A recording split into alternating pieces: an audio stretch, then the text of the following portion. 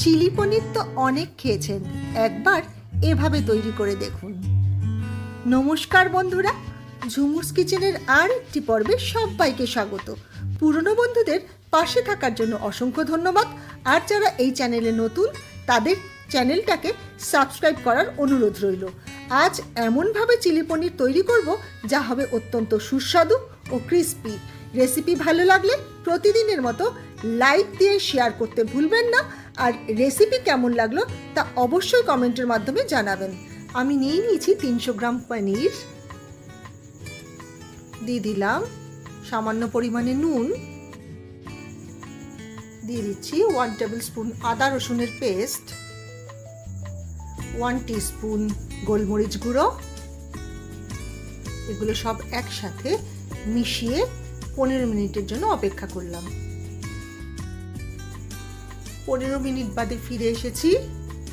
এবার দিয়ে দিচ্ছি ময়দা 1 টেবিল স্পুন। এটা দিয়েও ভালো করে মেখে রেখে দিচ্ছি। এই ময়দাটা একটা বাইন্ডিংয়ের কাজ করবে।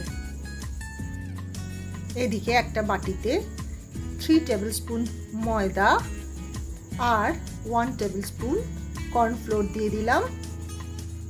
দিয়ে দিচ্ছি সামান্য পরিমাণে নুন আর গোলমরিচ গুঁড়ো।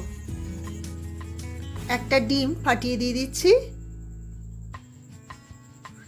এবারে এগুলো সব ভালো করে মিশিয়ে নিচ্ছি।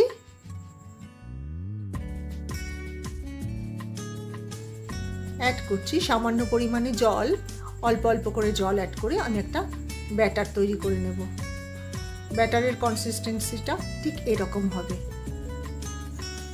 এবার ম্যারিনেট করে রাখা পনিরগুলো সব অ্যাড করে দিলাম। এবার ভালো করে ব্যাটারটাকে পনিরের গায়ে লাগিয়ে দিচ্ছি।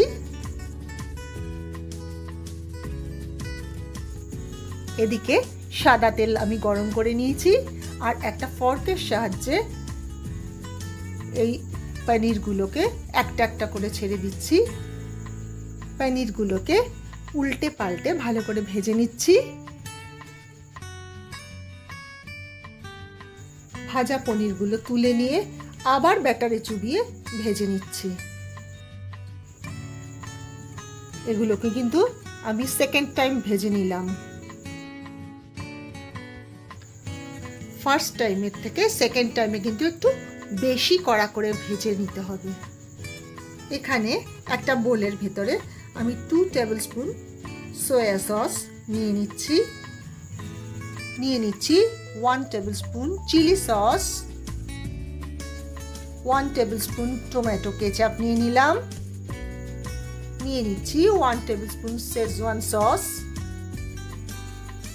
গোলমরিচ গুঁড়ো 1 teaspoon, 1 table spoon white vinegar দিয়ে দিলাম। এগুলো সব একসাথে খুব ভালো করে মিশিয়ে রেখে দেব। আর একটা বাটিতে 1 টেবিল স্পুন কর্নফ্লোর আর 2 টেবিল স্পুন জল দিয়ে ভালো করে মিশিয়ে রেখে দিলাম। কড়াতে রসুন কুচি, আদা কুচি আর লঙ্কা কুচি দিয়ে দেব। এগুলোকে একটু ভালো করে নেড়েচেড়ে ভেজে নিয়ে অ্যাড করে দিচ্ছি পেঁয়াজগুলোকে একটু ভেজে নিচ্ছি। অ্যাড করলাম ক্যাপসিকাম। আপনারা চাইলে রেড, ইয়েলো বেল পেপারও দিতে পারেন। সামান্য নুন দিয়ে দিলাম। গ্যাসের ফ্লেমটা হাইতে করে রেখে সব কিছু একসাথে নাড়তে নাড়তে আমি রান্না করে নেব।